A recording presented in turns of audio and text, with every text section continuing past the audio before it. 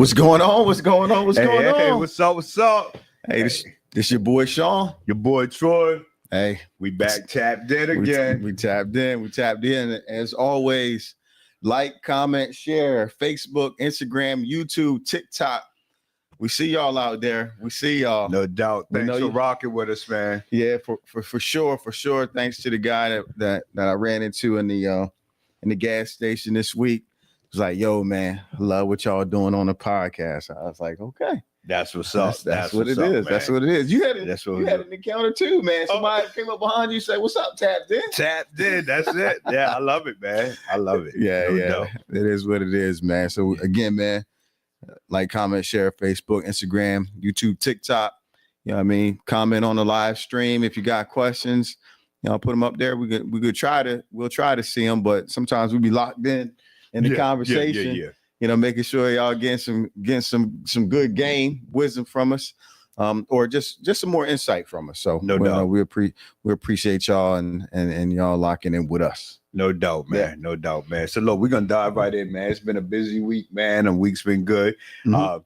Man, they just dropped the news, man. I'm skipping over it because I'm hyped about it. They just skipped over it. They dropped the news, man, that they're bringing verses back, man, and they bringing one, man, I was hoping for the longest time. Sure. Oh, what's that, man? Man, listen, No Limit or Cash Money.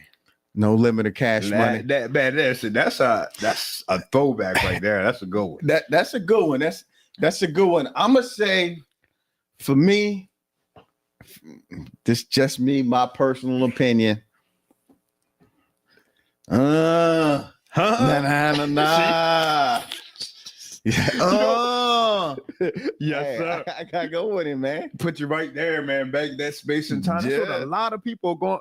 You know what? It's crazy because we was talking about that. Man, it was it. Yeah. It was it. Yeah. Nolan's had it on lock, man. But then that 400 degrees. Did that 400 degrees drop bad with Wade and Juvie and all that? Yeah, man, it's gonna be a tough one. It is gonna be a tough one. I mean, but like hit for hit, Cash Money, man. To me, hit for hit, I think Cash Money probably got more hits, but for the anthems and the bangers, this yeah. You ain't know nothing about that. That's the Stop Midwest. That's what do you call that? That's New Orleans. You ain't know nothing about the rap scene. You ain't know nothing about that until P came through. That's it. P came through, crushed the buildings, man. Yeah. And his business acumen was top tier. You know what I mean? Both of them though. Both from the mud, man. Yeah. Slim and Baby did it from the mud. That's what I'm saying. It's iconic, man. Just to watch what they built. And the teams that they had, I think it's going to be a great, just something to reminisce on. You know what I mean? Take you right back to that place in time. Yeah, and I'm not pocket watching. But who you think got more cake right now?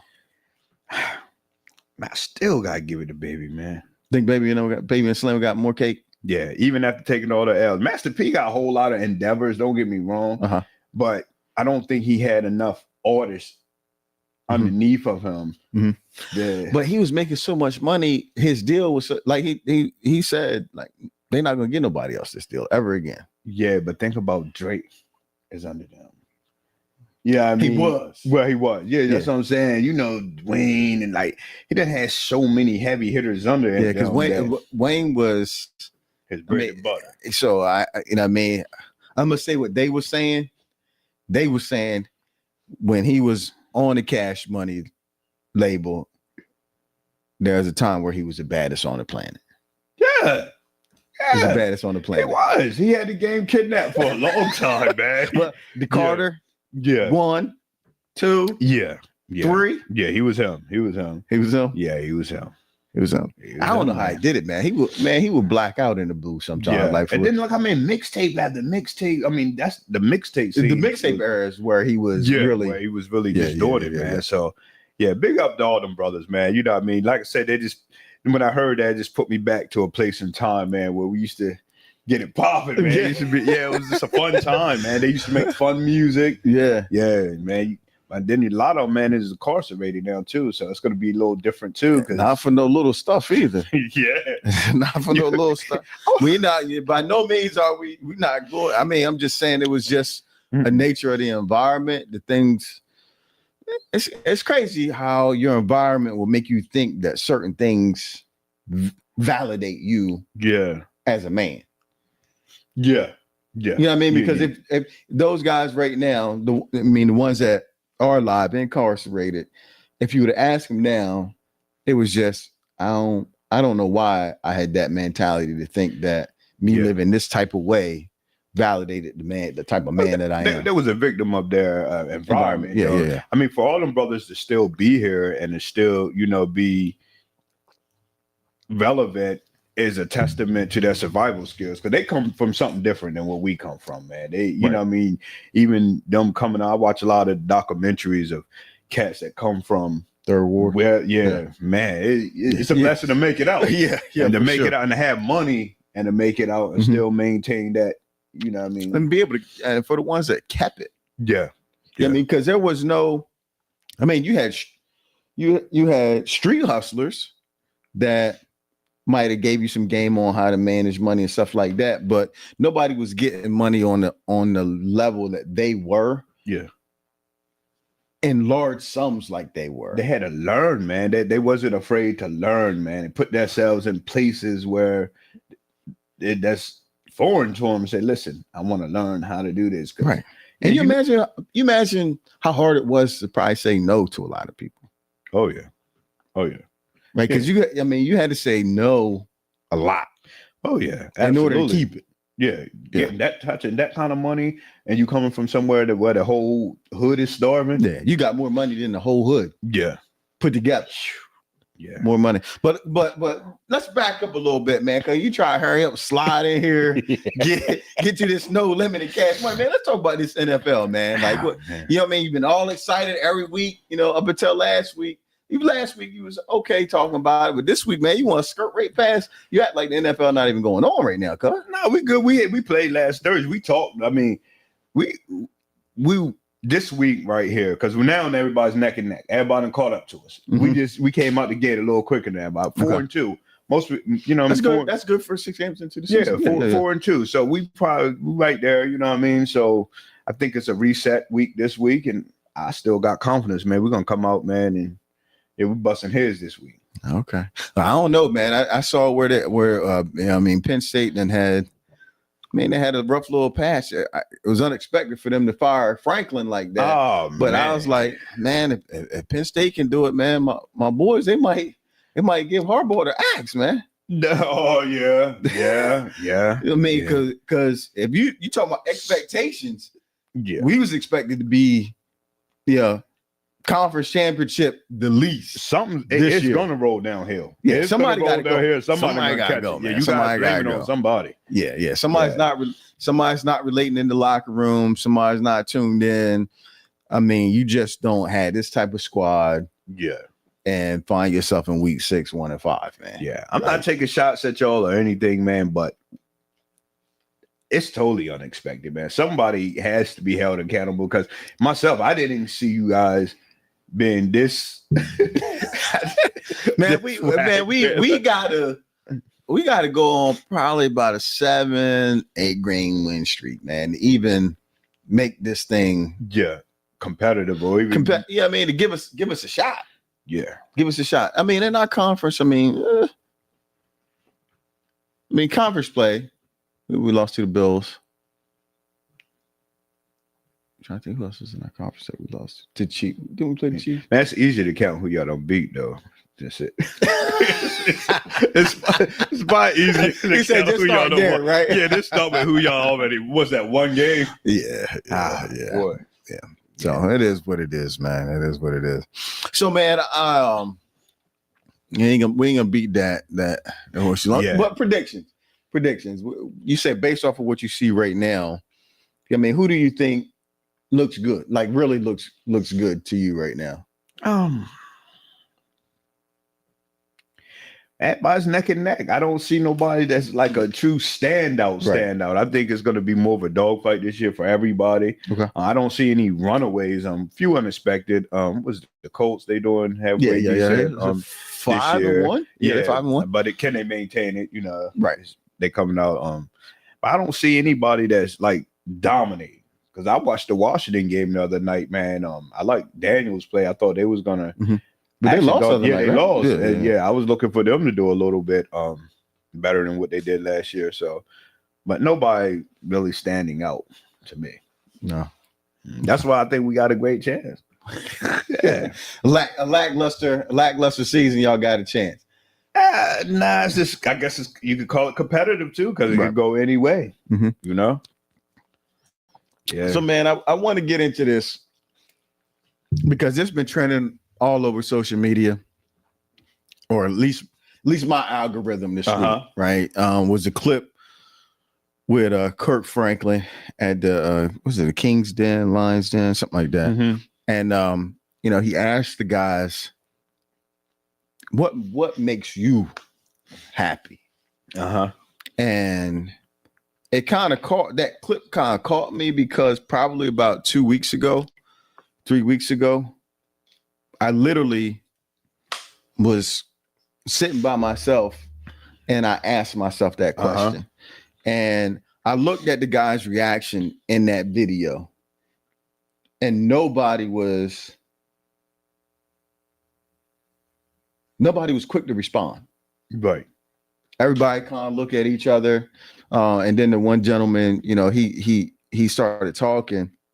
And I'm gonna say, for me, when I asked myself that question, it kind of scared me. Yeah. It scared me because what I start thinking about was what I did for other people. Right. And it was like, it made me think, it's like, okay, well, what if it's not about doing those things, making sure everybody else is happy? Right. What makes you happy? Yeah. And then the other side of it was, I started thinking about, okay, what are the things that make me happy? I think about like playing golf, or, playing basketball, going, like helping people. Yeah. And like, those were the things that made me happy. Or when I started to think about it, those were the things that made me happy. But I guess it just startled me because I really had to think. Yeah. I really had to think about what I was doing that was making me happy. Yeah, right. And not just trying to make sure everybody else was happy, because that's not a question that you get asked as a man. Nah, not often. Not often. And I think as a man, it's important to, even though you're not getting asked that, it's important to know that, because I think that's where your power up comes from. Because it's a Bible verse that when the Lord's talking, he say, "It's my good pleasure to please you, or to do things for." Yeah. As a man, it makes you feel good. You know what I mean? I think all we want is a little bit of gratitude when we do those things, but that's what makes us feel good. But at the same time, in order to keep doing those things, we need to know what makes us happy, because it's times we have to retreat. And when we retreat, what are we doing? Like, what's going to make you happy when you fall back from everything else for what you're doing? And that's why I take that time to, go to the gun range. I love competing on the pool table. Just little things that for those times I don't have to, my brain is not, you're not engaged. Yeah, I'm not engaged with anything, and I can just enjoy the moments. Right. And then when I get back, I'm back there. Right. Doing what. And that's the thing, is like, it's constant. It's a constant go mode.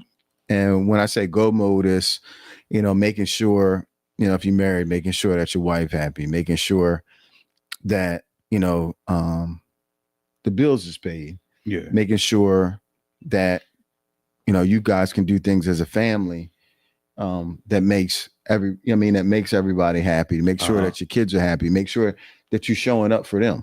Right. Because they didn't ask to be here, but you want them to know that you engage and you and you support whatever their dreams or desires is. I got 2 kids in college, making sure, that, they had the opportunity to experience college the way that they wanted to. Yeah. And, with that comes a lot of pressure, to make, just to make sure that everybody else is good. Oh yeah. And then it's just like sometimes you gotta say, okay, well, what I mean, like, what makes me good?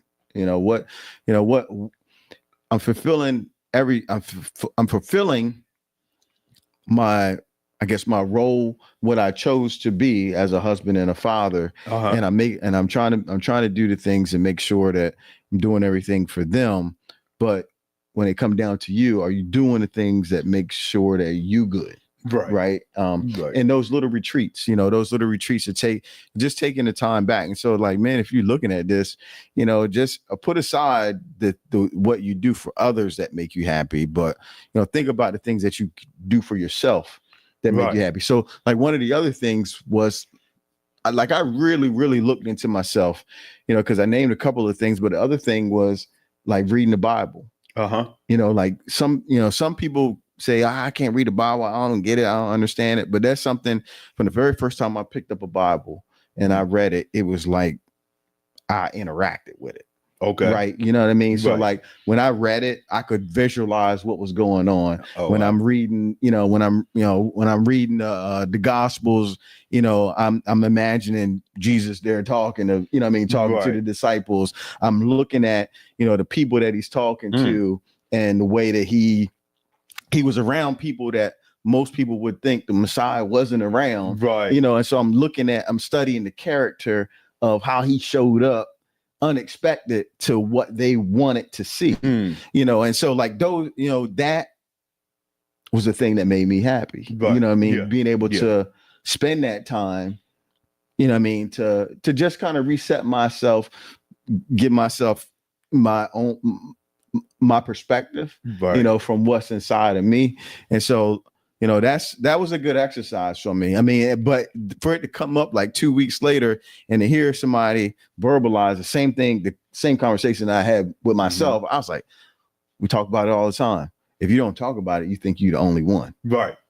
Exactly. And you'd be surprised, man. It's like a lot of men that you talk to, because I was talking to a guy way before that clip came out, the same thing. He said, man, is something wrong with me? He said, I don't even know what I want, but what makes him happy, because again, it's part of the everyday rat race. You're doing for everybody else, and you have those moments. You find joy in doing stuff for other people. So, like, my daughter, when she on her way to school, and I'm doing stuff for her, packing her up, I feel it brings me joy. I'm happy that she's happy. Right. When I'm doing stuff for my wife, I'm happy that she's happy. Yeah. So that does bring me joy. Right. But then when you sit back and say, what makes you happy as an individual, sometimes you really gotta dig deep and be like, okay, because you lose yourself. You lose yourself. You know what I mean? So yeah. So that's cool, man. So I just think that's something that more men need to think about. And the crazy thing is, you hear about women all the time, and you'll see where they take these women's trips and stuff like that.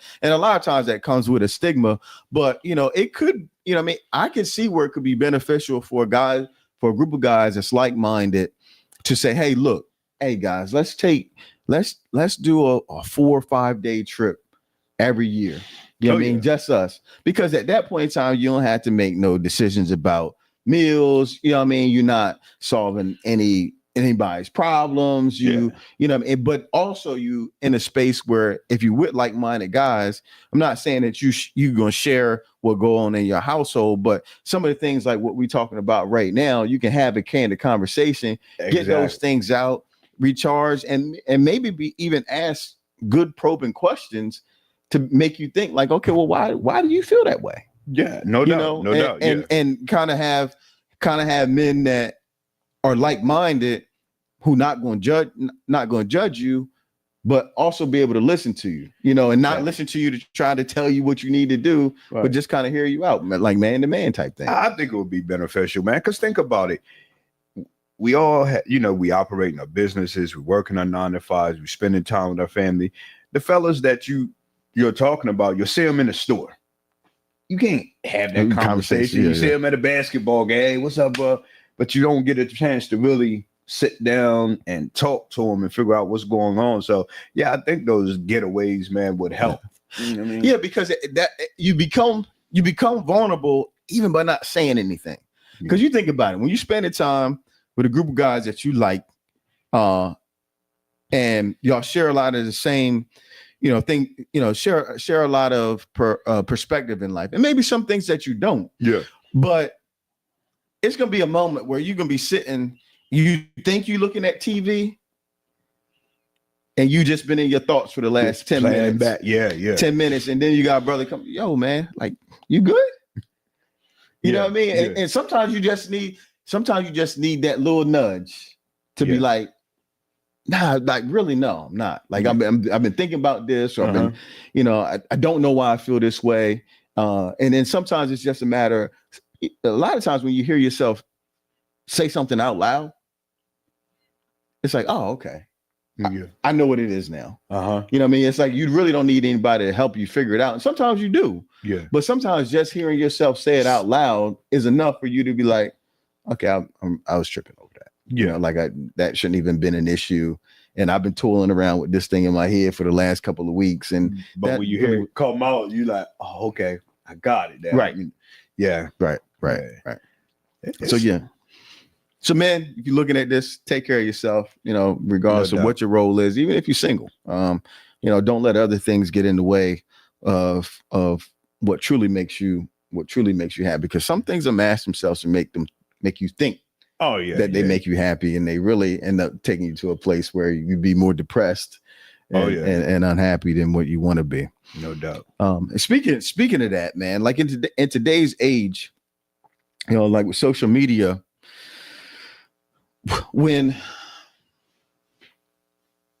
because I see it a lot, where you'll see somebody who you know is married post something on social media that make you think like, why? What are you doing? Like, why are you posting that picture? What attention are you looking for? What validation are you looking for?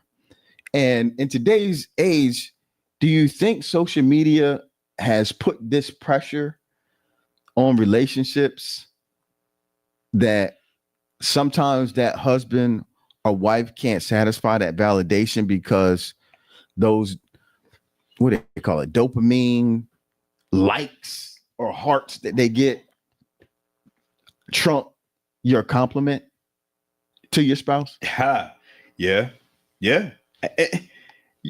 It's almost like telling a joke in school. I mean, I don't know why that just popped in my head, but just say you funny guy in school, you tell a joke, you can start laughing. You always lining up the next one. You like, you lining up the next one because you the funny guy, so you always got that dopamine. You done got that dopamine. They done validated you. Oh man, this guy nuts. So you always gonna think of nutty stuff to do because now, and it's the same thing. It's like, okay, because some of it come from insecure places. Some of it comes from, I really think I'm like that, but I'm gonna post this picture, and in a matter of 5 minutes, 200 people liked it. So when I come in the house, not me per se, but just the husband or the guy, you come in and say, "Oh, baby, that looks good." I know 200 people that already, what I mean? It kind of steals your compliment if that's what they're looking for, you know what I mean? And it does. It kind of numbs them, or you're always lined up for the next one. The next, like, okay, now I'm gonna post this one next. They like this one. And I think, what, it's a lot of beautiful women out there who have a high level of confidence. Their self-esteem is up. It's okay to post something every now and then, let them know, hey, I'm here. That's cool. Right. It probably does good for their, confidence and their self-esteem. But I think there is a point where you start chasing it. And you want to just, more and more and more. And then that poor guy, man, it's like he can't compete with it. He can't. Just think about it. Female post a pic in Delaware. Then you got jokers from all over. I'm talking about jokers sitting in their loft, in their office, rich joker, you know what I mean? Oh, I like it. Hey, sexy. Oh, you beautiful. You know what I mean? And you can't really compete with that if that's what the level of validation that's required. That's tough, man. Yeah. That's tough because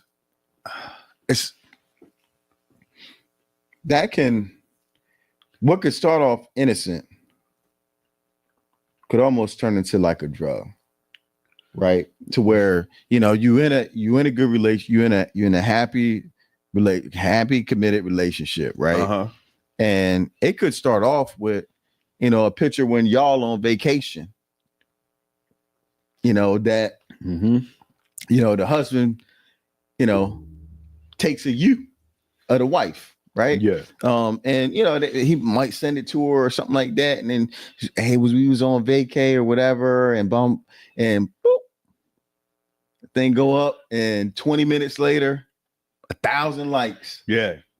And it's like, oh, you know what I mean? Like they on it. Okay. Yeah. I didn't know, you know, I know it was good. I didn't know it was like that. And so now, you know, that turns into, okay, let me see what happened when I post this pic. Yeah. And you get that same response. Yeah. And so now you really are chasing. It's not that when you get up in the morning and you put on and you going to work and your husband's like, oh, you look nice. Like, what you got on today? Oh, you smell good. You know, I like what you got something new. You know, those compliments are, I'm not going to say, but they could turn into like kind of backhanded compliments. Like, I know I smell good. Yeah, yeah. Or they're skipped over. It's like, okay, I heard him, but man, let me hear you. And you not even paying attention to that anymore. It don't mean as much as it used to. Right. Like, I'm trying to see what the whole world's saying. Yeah, I understand what you said, but what rest of the world saying? Yeah, what they saying outside. Yeah. Man, yeah, I don't know, man.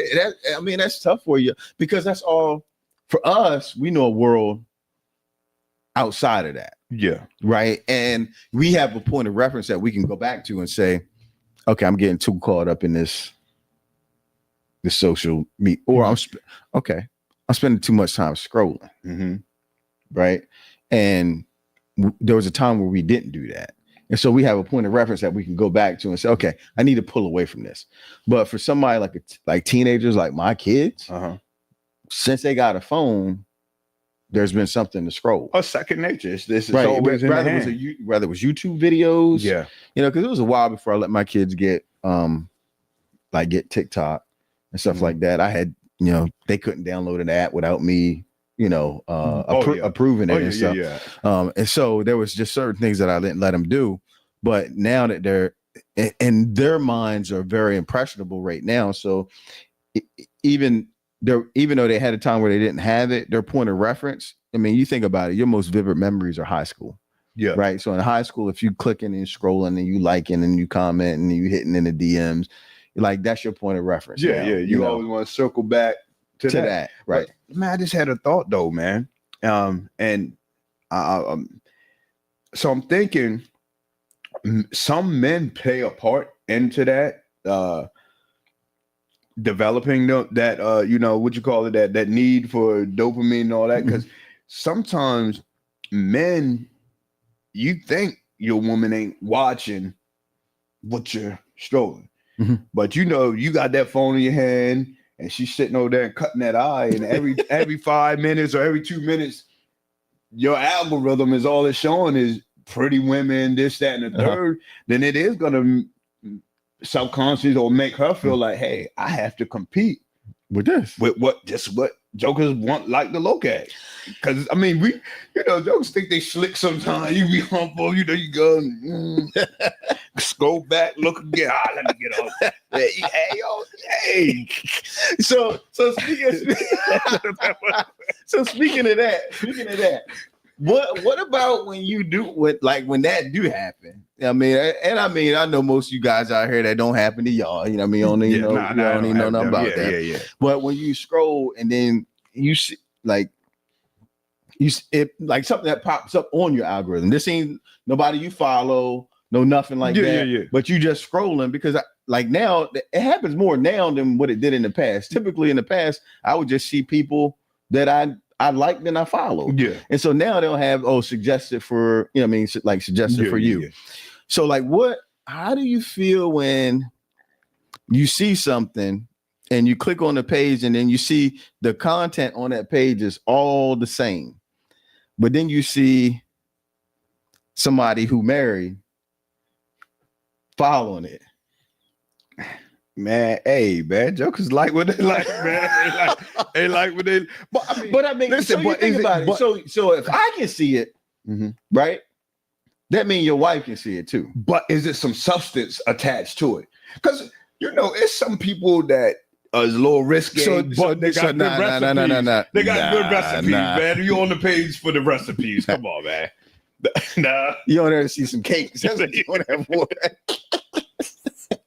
Right. You ain't trying to see no recipe. You trying to see finished cakes. But that's it. But then is that any different than back in the day when Joker wanted to turn the movie on? They want to watch everything that Morris Chestnut played in, or this one played in. It's almost like it's a different type of media, but I think both sides you just have to really be cautious as to what what you're looking at 24/7 and what comes up. Yeah, so, I mean, be careful out there. I mean, because it could. I mean, maybe I don't know. Maybe some people don't pay no attention to that. You know what I mean? But like when you have people that carry, I'm not going to maybe have a position or I don't want to say a position, but somebody that young people that might that look up to, it might be somebody who married and has a good family and stuff like that. And then you see that they liked a couple of things, and then you look to see who they follow, and it's like, yo, man, what the world? Like, what are you doing, man? Like, you following all these? I thought you was this, but it looked like you might be this. Yeah. And so it's you got to be consistent. Yeah, you have to be. You have to be consistent. If you want to, and not everybody wants to be the role model, right? Yeah. But you also have to. You have to govern yourself. You gotta put some guardrails on sometimes. Yeah, you do. You do. I'm with you on that, man. Yeah. And like I said, the biggest thing is, man, just being respectful of your spouse, your mate, for sure. What I mean? Yeah, because I mean, if she can't go through your phone, and look, then it's probably a sign you might need to change up some stuff. But we had that conversation before. I still don't agree with that one. What? I still don't agree with that one. What was that? With just like your spouse being able to just freely go through your phone. I don't necessarily mean it. You have something to hide, because back in the day, I would say, yeah, that was true. I would really feel that way. But now we don't call each other and say, let me come on. Now we got some laughing emojis on here, man. I know somebody great comment on that. But listen, we don't call each other no more and say, yo, cuz you hear this joke, yo, you hear this, we do. We send each other memes, we send each other that. And the way me and my homies joke, right.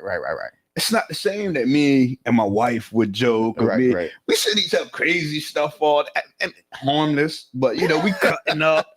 And it's almost like it's just an extension of your brain now. Right. You know what I mean? So basically you saying, look, I know you love me. There's this other side of me that you really don't need to. Yeah, I cut up sometimes, man. I mean, that most men do, and most women do too. Right. You know what I mean? Yeah, you don't want to see the inside. And there's some stuff that you just don't want to see. You just, with you and your girlfriends, or your cousins or whatever, and that's y'all conversation that y'all been having since y'all was girl. You see that movie? Oh, he got a new movie. You see that scene? I don't want to see that. You see what I'm saying? It don't necessarily mean you went far or left. Yeah, it's levels to it. Yeah, but yeah, man. But I mean, some that's a touchy subject, man. That's a touchy subject. I would honestly, that's a subject that if we do a live show, I'd love to take a poll on that. Oh yeah, for sure. Yeah, for sure. Just to see how comfortable, the comfortability level, what you think. Yeah, because I mean, your phone really is an extension of you. It became something different now. Right. Before, the phone was just a device. Right. Now it's I'll go to bed at night, put my phone down, lay down for 5 minutes and have a thought. Just reach for it. And I'm typing it in. That's like it's almost like you programming that phone to be your second brain now. Right. Any thought I have, man. You can ask it and it'll give you an answer. You ask it. So Yeah, it's you. So they go in there and look. Okay. He want to know how to. I mean, like, why was he looking that up? Like, why was she looking at how to poison her? right. Yeah, but Right, it's just right. it's wild, man. It's different. That's crazy. Hold on for a second. Oh, okay. Nah, somebody said we cutting up and shit, and then they said, yeah, do a poll on that. Poll on that. Hey, See? yeah, we're gonna do a poll on it, man. Yeah. All right, we got you. We got you, Miss West. We'll do a poll on that after the show's over with to see. Because and it's not even the phone per se, but sometimes it's that algorithm.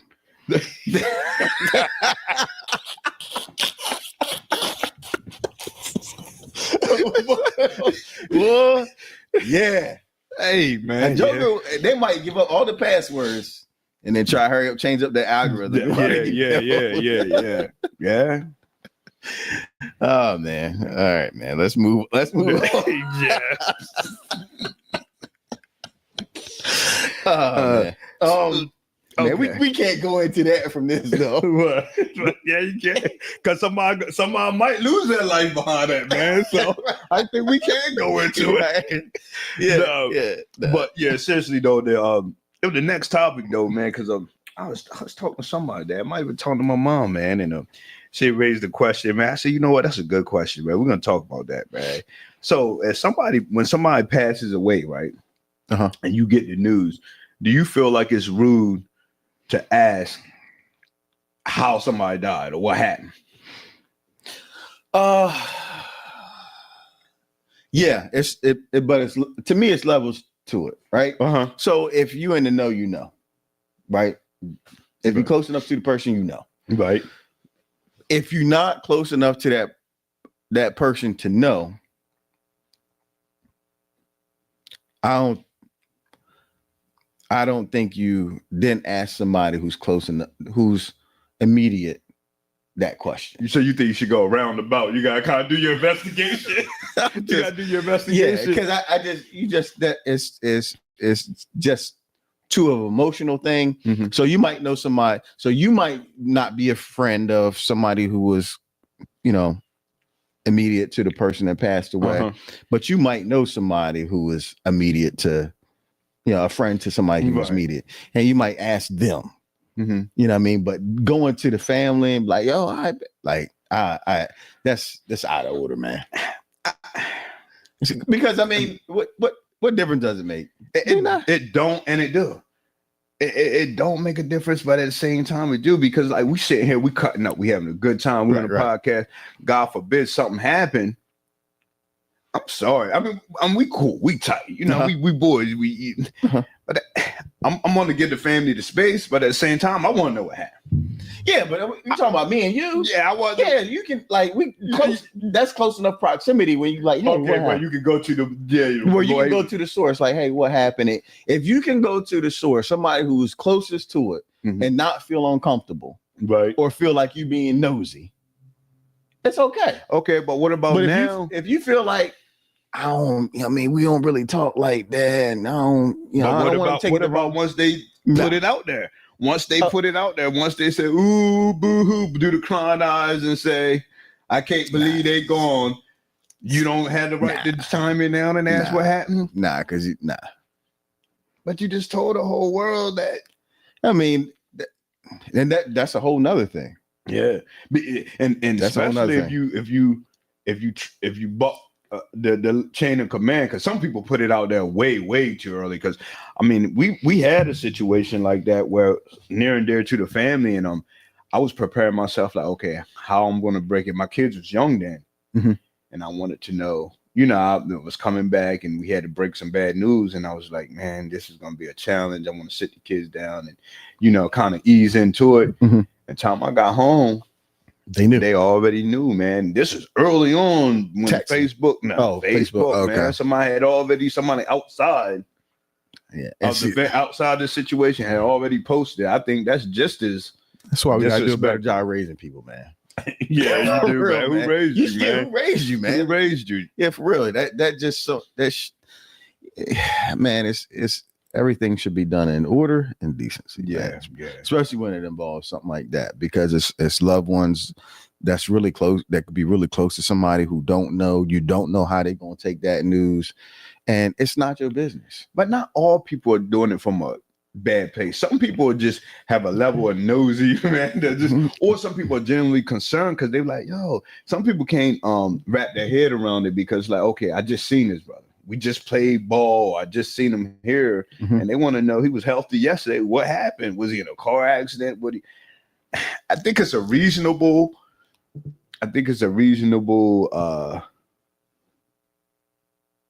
concern. But not necessarily. It's timing. I think timing is everything in that situation. I don't think it's something that you just come right out the gate. But okay. So if it is concern, is your concern going to bring them back? No, it's not going to bring them back. So that's my thing.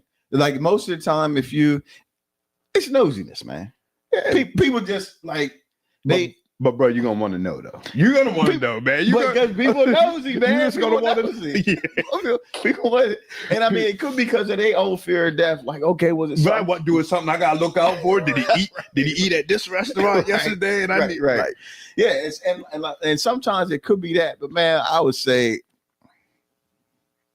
a good 60-70% of the time, it's just somebody wanting to be nosy. Or wanting to have the scoop first. Yeah. Wanting to have the scoop first. You want to be the first one to know so you can tell the story before everybody else get it. Right. And who should be telling the story? The family should be telling the story. Yeah. So they tell it, and to me, it's like, maybe I'm old school like that. They tell it to the people that they want to know. And then if those people want to go out and tell, then they can tell.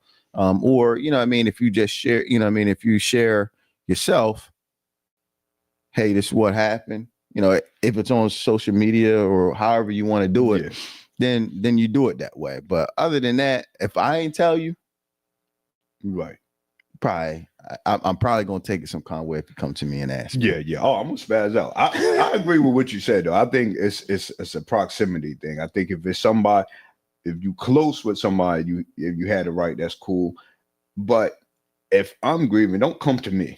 If my second, third removed cousin from my dad's side want to tell you what happened, what I was saying. Right, yeah. I get it. Yeah. I understand that. Yeah. You can go get your information that way. Because a Joker, man, when somebody passed away, feels wrong, man. Man, you talking about, man, Jokers. You see all kinds of you might want to need to be friends with this person. They hit this page, they go on this page, they put this together, that together. But they were investigating stuff. They're gonna figure out what happened. Yeah. But it's crazy, man, because I say all that, but still, people, it's just natural curiosity. People they want to know. You know what I mean? Especially when it's something where it's like, oh man, I just seen them. Or I mean, we just had it happen. D'Angelo. Yeah. Oh yeah. I was like, yo, what happened? Rest in peace, D'Angelo. And that's the other thing, man. Why? Dude was a genius, man. Yeah. But the level of celebration that he getting right now. Did he get it while he was living? And it's something, man, it's almost like you worth more when you gone now as an afterthought, because nobody stopped their daily life to give him his flowers, like all the radio talk show hosts and all this. But now everybody's penning how important he was to them. Man, Jamie Foxx wrote something, man, that was so, I'm like, wow. Did he know that though? Right. My wife always said that. Did they know that?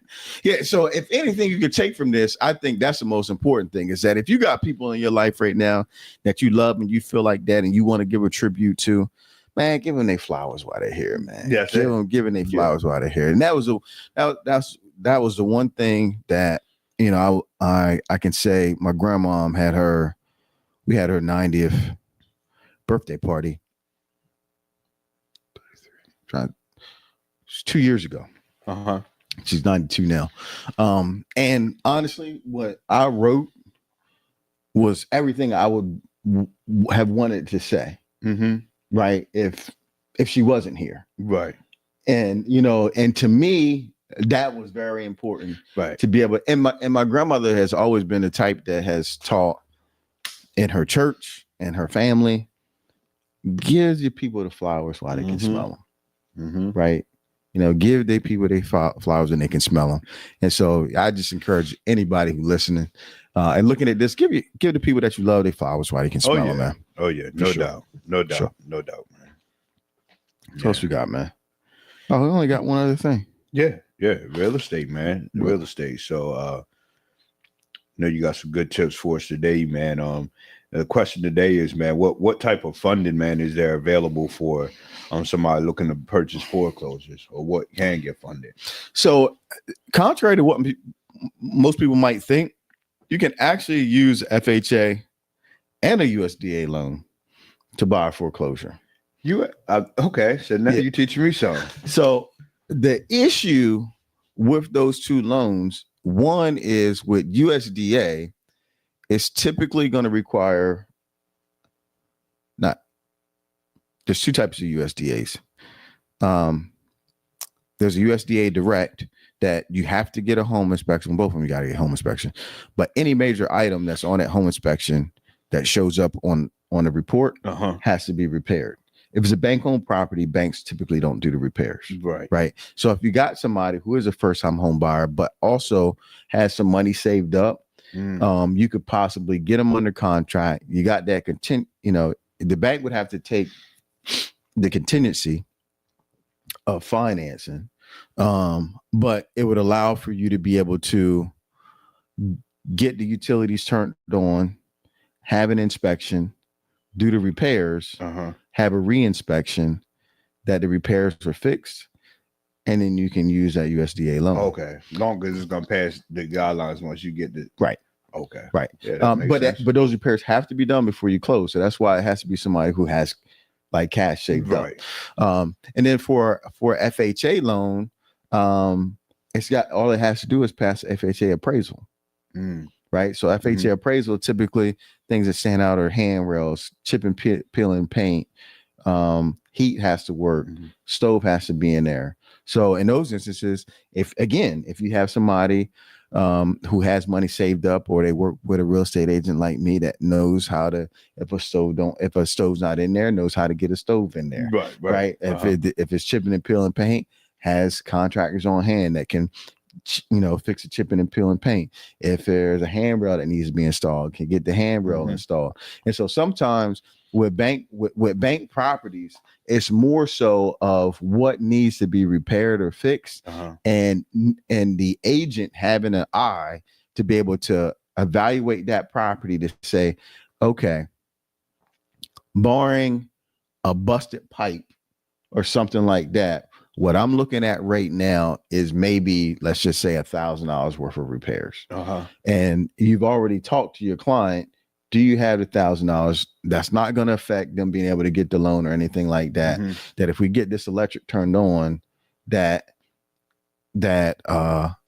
you can get these repairs done to satisfy the FHA requirements, and then we can purchase the home. That takes a seasoned agent to be able to even evaluate a property like that. Because if you don't know what an appraiser is looking for, you could get somebody under contract and they won't be able to make those repairs, and then they're going to lose their deposit and lose out on the house. And it's going to be it just could be a miserable transaction for that buyer. You might lose that buyer as a client, or that person might not ever buy a home because they felt like the process was too daunting for them. Right. So let me ask you this: so with the FHA financing for the foreclosures, like the scenario you just described, does that change the percentage of like the down payment that would be required because it is foreclosure, or does that stay the same? 3.5%. Stay the same. Yeah, 3.5% down. 3.5% of your money has to go into the deal. You can still ask a bank to pay for your closing costs, just like you would with a typical seller. But typically with a bank in this particular market, they're not going to pay closing costs. So and that's the other barrier, is that the person would need to be able to pay their closing costs and the 3.5%. But USDA, they get 100% financing, so they don't have to come up with the 3.5%. So it takes a good savvy agent to be able to know the client, know their financial situation, know the house, know what kind of condition the house is in, have done enough homework, and had an honest conversation with the buyer as to, These are the things that could be concerns going into this home inspection.